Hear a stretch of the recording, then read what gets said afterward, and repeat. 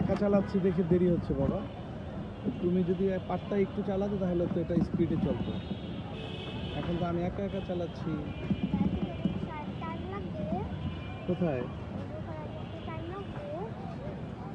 কোথায় যেতে? হ্যাঁ, এই 2 মিনিট লাগবে।